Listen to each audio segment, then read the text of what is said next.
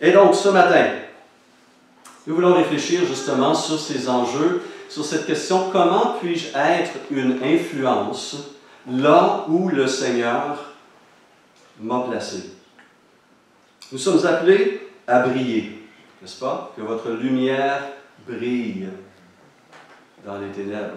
Nous sommes appelés à être sel et lumière pour avoir une influence transformatrice, sanctifiante sur notre société. Mais on constate en même temps que notre société devient de moins en moins tolérante.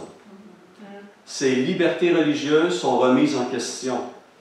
Alors, on lit les chroniques dans les journaux et on voit qu'on attaque l'ensemble des religions, mais aussi le christianisme de plus en plus.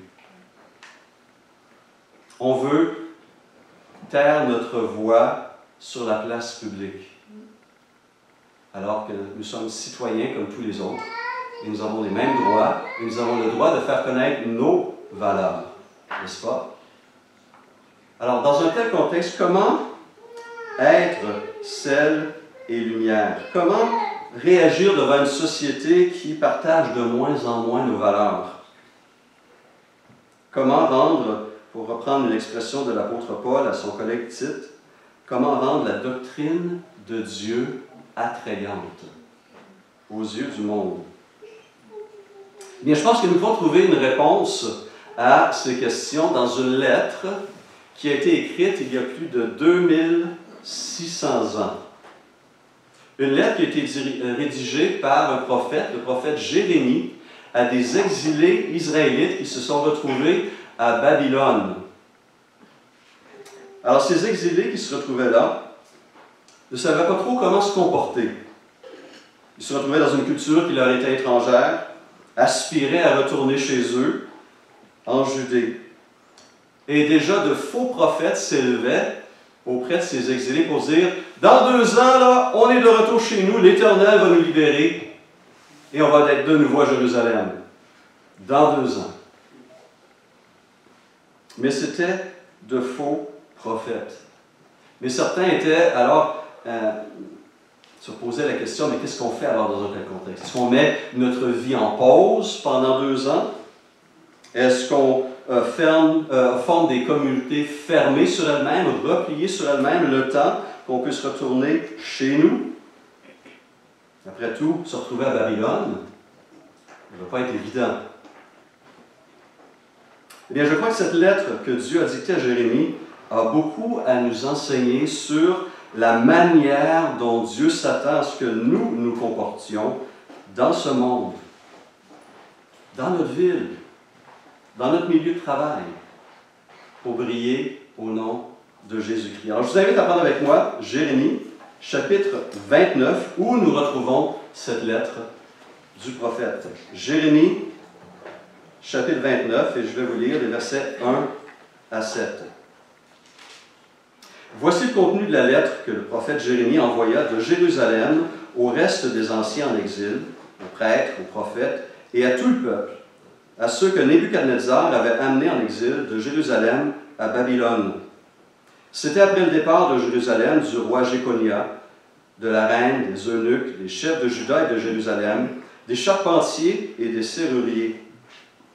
Il a remis à Éléazar, fils de Shaphan, et à Gemara, fils de Ilkija, que Sédécias, roi de Juda, avait envoyé à Babylone auprès de Nebuchadnezzar, roi de Babylone. Elle disait, et voici le contenu de cette lettre. Voici ce que dit l'Éternel, le Maître de l'univers, le Dieu d'Israël, à tous les exilés que j'ai emmenés de Jérusalem à Babylone. Construisez des maisons et habitez-les. Plantez des jardins et mangez-en des fruits. Mariez-vous et ayez des fils et des filles. Donnez des femmes en mariage à vos fils et des maris à vos filles, pour qu'elles mettent au monde des fils et des filles. Augmentez en nombre là où vous êtes et ne diminuez pas. Recherchez le bien-être de la ville où je vous ai exilés et intercédez auprès de l'Éternel en sa faveur, parce que votre propre bien-être est lié au sien. Fin de notre lecture. Dans ces quelques versets, Jérémie va donc donner des directives claires à ces exilés en ce qui concerne leur vie familiale et socio-politique.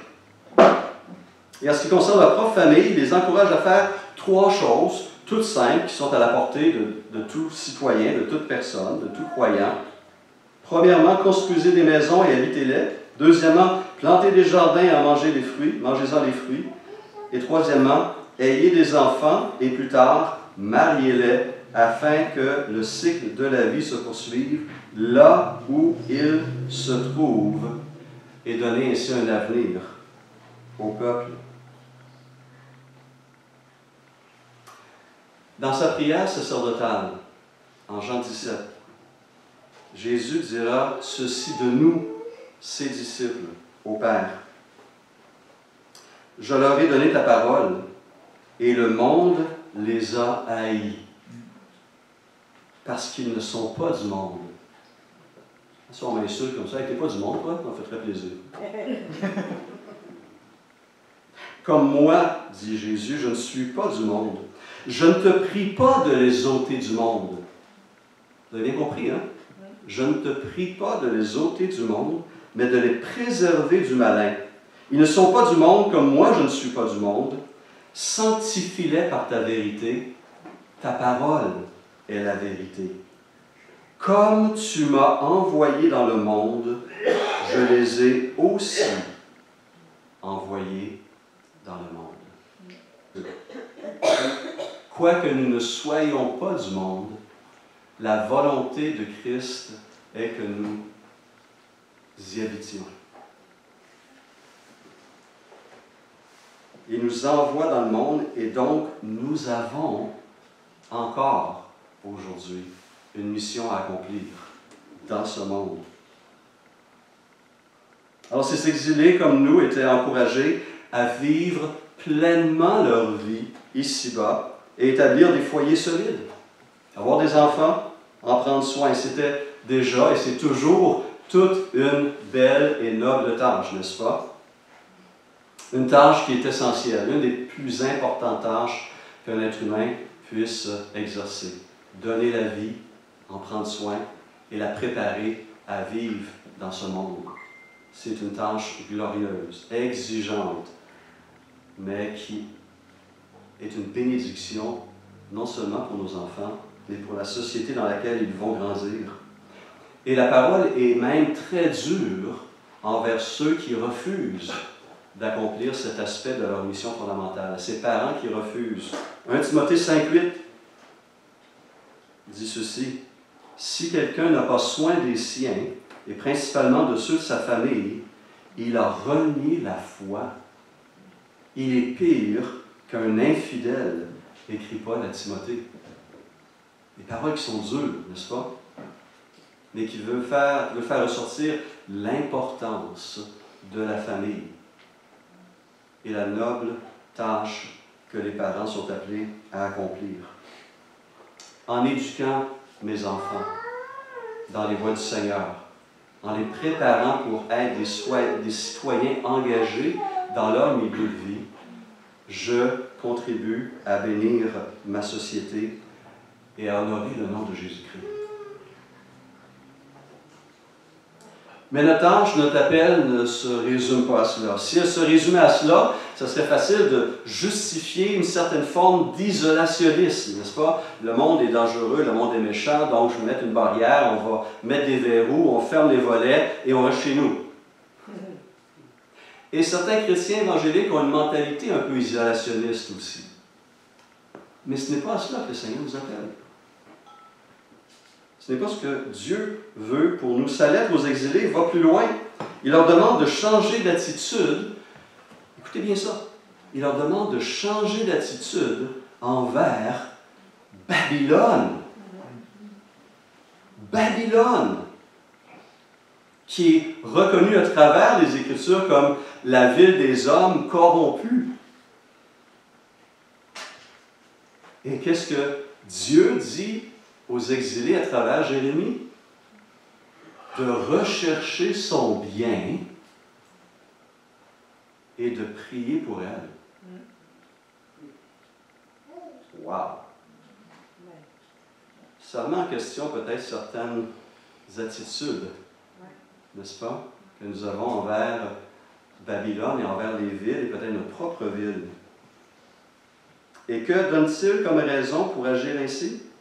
La fin du verset 7 le dit clairement, parce que votre bonheur, votre propre bien-être est lié au sien, à celui de la ville. C'est tout un argument pour agir selon cette volonté de Dieu. L'avenir de ces exilés israélites, leur bien-être, était inextricablement lié à celui de leur nouvelle communauté. Et dans sa lettre, Jérémie va informer les Israélites déportés qu'ils vont rester à Babylone, non pas 2 ans, comme l'annonçaient les faux prophètes, mais 70 ans. Et par conséquent, ils devaient s'y installer et prospérer là où le Seigneur les avait appelés. Et autrement dit, il est en train de dire à ces exilés-là que pour la grande majorité d'entre eux, ils vont terminer leur jour à Babylone. Pour la très grande majorité, ils vont grandir, vieillir et mourir là, et il n'y aura pas de retour à Jérusalem. Et donc, leur présence dans cette ville doit faire une différence. Elle doit être une source de bénédiction pour le monde. Et en bénissant leur milieu de vie, ils vont eux-mêmes en retirer des bienfaits. Regardez ce que Pierre va dire à ses lecteurs dans sa première épître. Il s'adresse à qui? 1 Pierre 1, à ceux qui sont étrangers et dispersés dans le Pont, la Galatie, la Cappadoce, l'Asie et la Bithynie. Puis ensuite, regardez ce qu'il dit au chapitre 2, verset 11. « Bien-aimés, je vous exhorte, comme étrangers et voyageurs sur la terre, à vous abstenir des convoitises charnelles qui font la guerre à l'âme. » Et il ajoute ceci au verset 12. « Ayez au milieu des païens, ou au milieu des païens, une bonne conduite, afin que là même où ils vous calomnient, comme si vous étiez des malfaiteurs, ils remarquent vos bonnes œuvres et glorifient Dieu au jour où il le visitera. » Encore une fois, cela apporte une perspective différente, nouvelle peut-être pour certains, de notre place ici et maintenant en tant que disciples de Jésus-Christ. Dans cette société qui parfois est hostile, méprisante, confuse, égarée, nous avons un rôle important à jouer, une influence à exercer. Voici un peu comment Timothy Keller présente les choses dans un excellent ouvrage intitulé « Une Église centrée sur l'Évangile ». C'est un peu un long extrait, mais ces paroles méritent d'être entendues. Il écrit ceci. « Pendant l'exil, Israël n'existait plus sous la forme d'une nation-État. Israël était plutôt une communauté contre-culturelle existant au sein d'autres nations.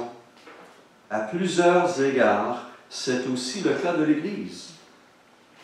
Ce modèle de l'exil nous aide à comprendre la relation entre l'Église et la ville à l'époque du Nouveau Testament et jusqu'à aujourd'hui. » Un petit peu plus loin, il ajoute « Ils étaient attachés à un autre pays qu'à celui dans lequel ils vivaient.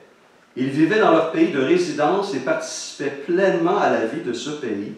Autrement dit, les résidents étrangers ne vivaient ni comme les autochtones, ceux qui sont enracinés, qui sont de l'endroit, ni comme des touristes.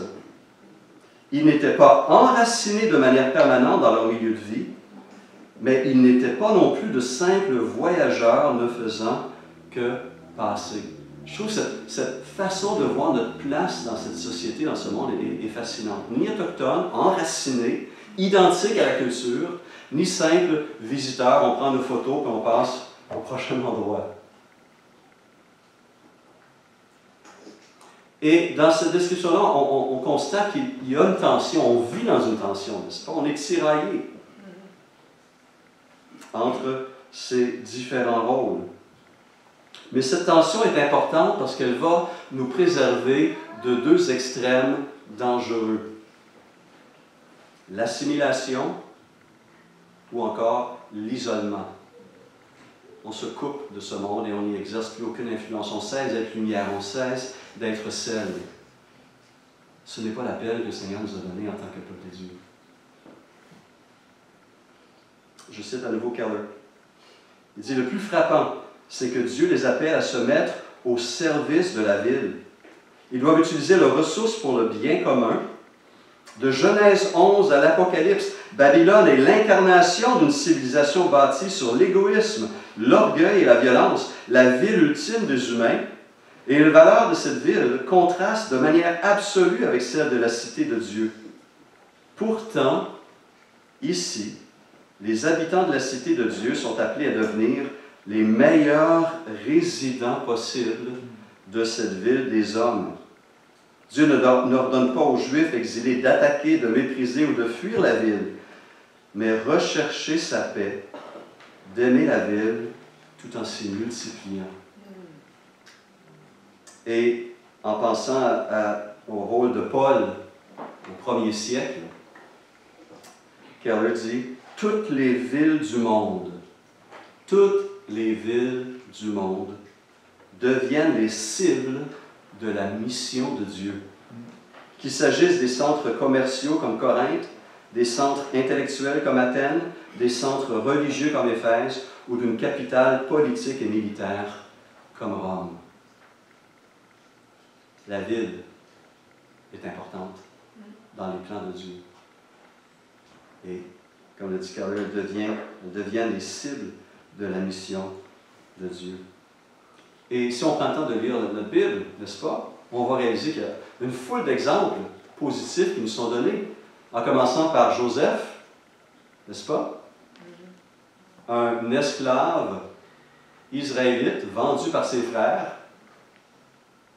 qui se retrouve faussement accusé par la femme de son maître, passe quelques années en prison, tu ne peux pas aller plus bas que ça, un étranger, esclave, faussement accusé, emprisonné dans une culture étrangère, et qui du jour au lendemain se retrouve premier ministre d'Égypte, et qui exerce une influence incroyable. Il va sauver ce qu'on appelle la section de croissant fertile d'une sécheresse qui aurait provoqué une famine incroyable. Dieu lui a donné une sagesse qui a béni non seulement l'Égypte, mais tout le croissant fertile, ainsi que sa propre famille. Et il a servi le gouvernement égyptien pendant quelques décennies. Mais plus tard, on a d'autres exemples. Daniel, Shadrach et Meshach et Abednego vont servir le gouvernement de Nebuchadnezzar à Babylone. Plus tard, un gouvernement perse à travers Mardoché et Esther et Néhémie. Ce sont des hommes et des femmes qui ont servi dans des gouvernements païens, qui ont tenu de hautes fonctions et ont eu une grande influence. Et on célèbre leur vie encore aujourd'hui. Mais l'exemple ne vient-il pas de plus haut encore?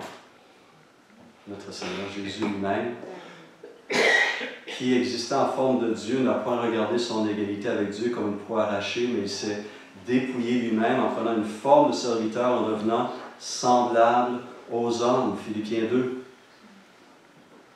Notre Seigneur a quitté le ciel, est venu tabernacler, c'est l'expression utilisée, habiter chez les hommes, et même si les hommes ne l'ont pas reçu, il a accompli sa mission qui bénit depuis des siècles et des siècles, des millions de vies. Et aucune autre personne n'a eu autant d'influence sur toutes les sphères de l'existence humaine que Jésus de Nazareth, notre Seigneur et Sauveur. Jésus donc nous envoie dans ce monde pour être les témoins de sa grâce, des ambassadeurs, pour agir en tant que sel et lumière.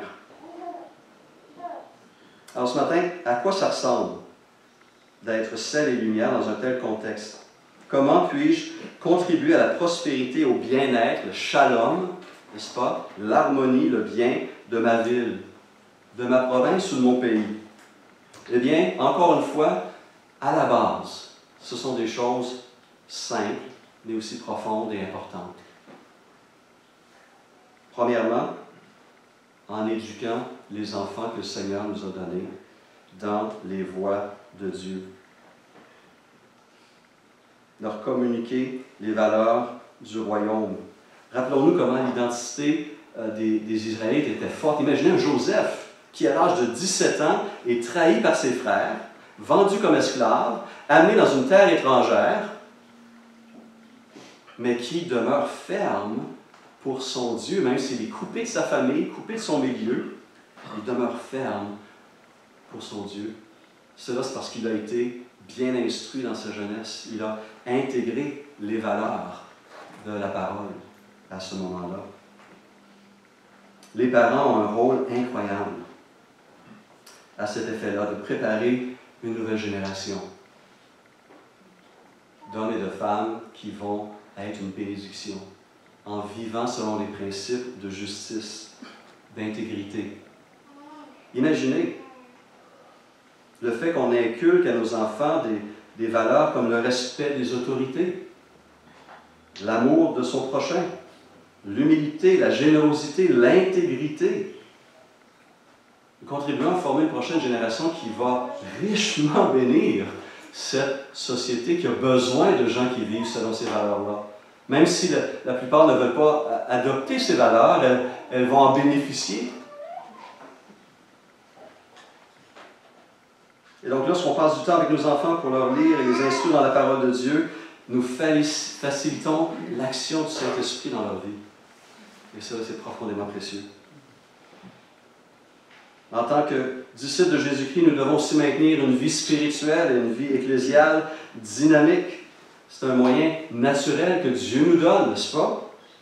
Et par vie ecclésiale, je ne parle pas simplement de ce qu'on fait ici dimanche matin. Vous avez bien compris.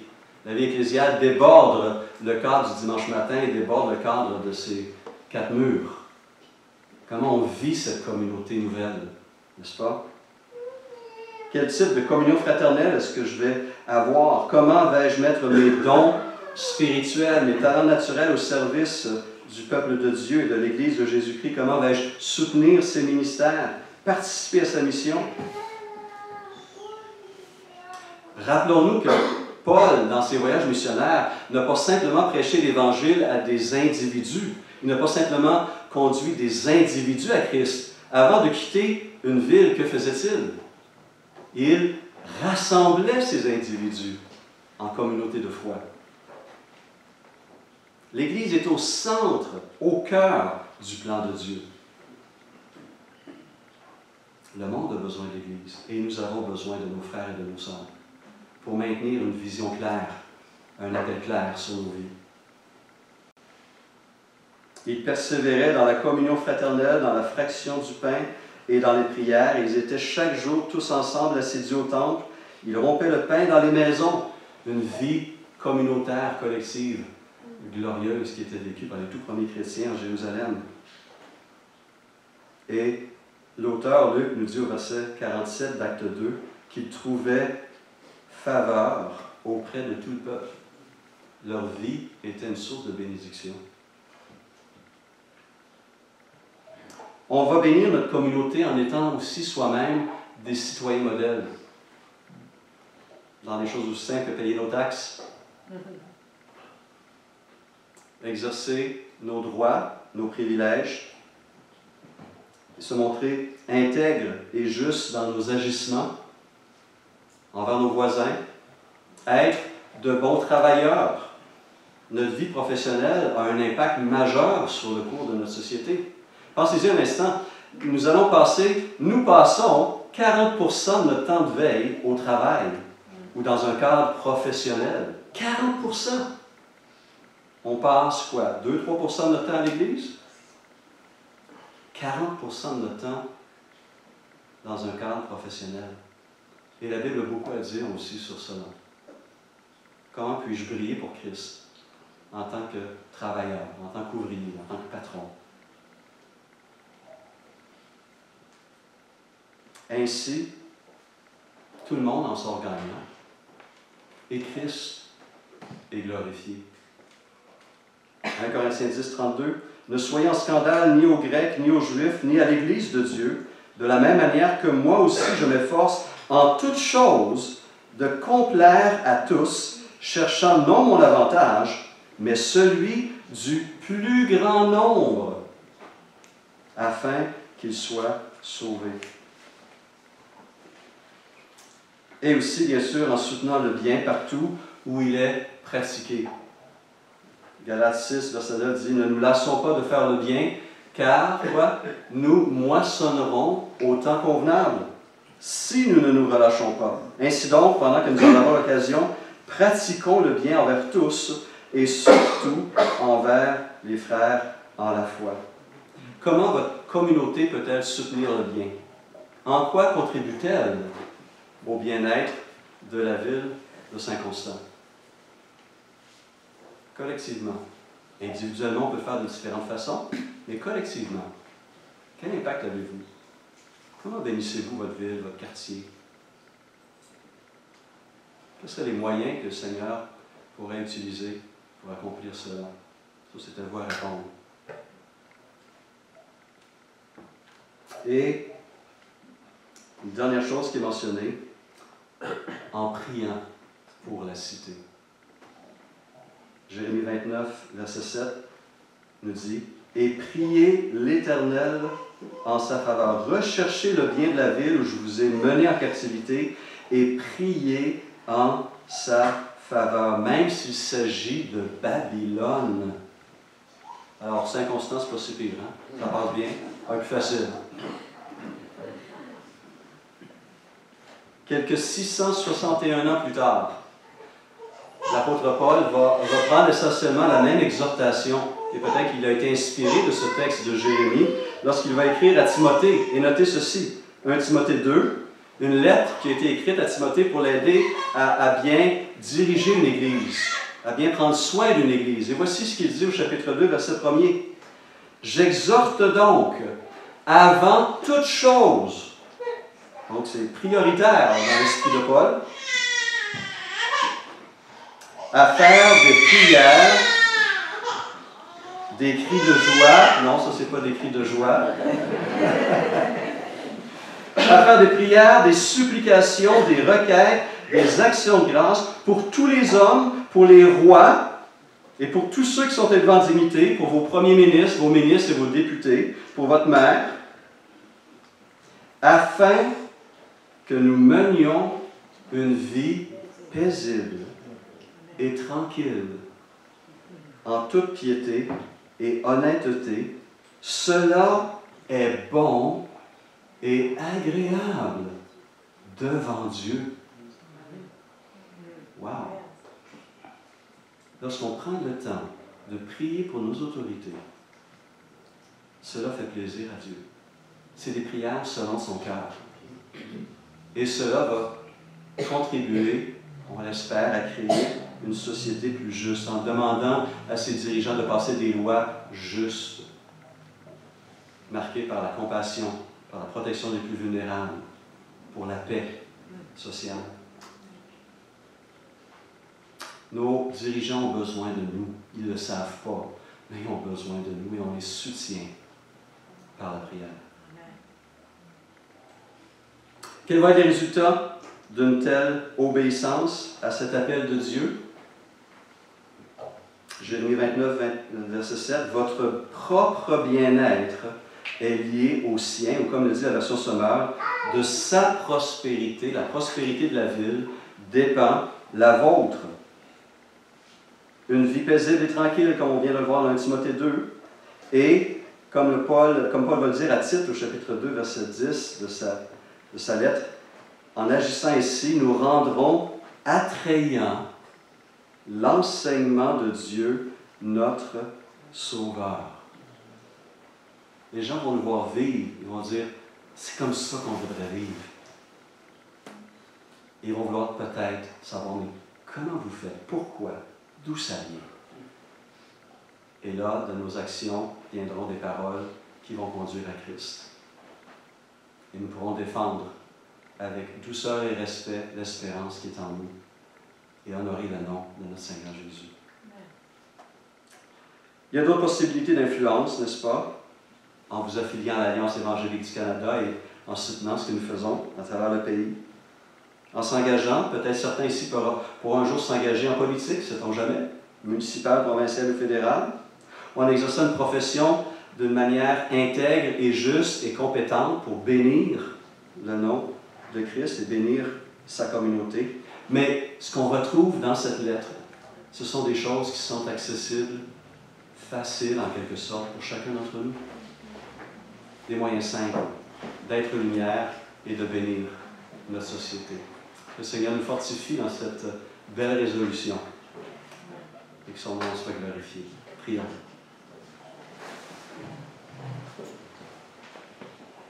Seigneur Jésus, c'est incroyable de réaliser à quel point cette lettre écrite il y a 2600 ans est encore d'actualité aujourd'hui. Comment nous pouvons encore aujourd'hui exercer une influence au nom de Jésus-Christ, être une source de lumière, de justice, de vérité et de grâce. Seigneur, parfois on se sent petit, on se sent parfois insignifiant, parfois même on est craintif. Seigneur, tu connais notre cœur. Et merci parce que ton esprit veut au contraire nous remplir de force, d'amour et de sagesse. Alors Seigneur, transforme-nous encore. Nous nous plaçons devant toi aujourd'hui et pour cette semaine, que ta volonté soit faite dans nos vies et à travers nos vies, pour la gloire de ton nom et le bien de notre prochain. Amen. Merci encore pour cette opportunité. Et puissions-nous encore cheminer pour influencer notre belle société. Et le nom du Seigneur.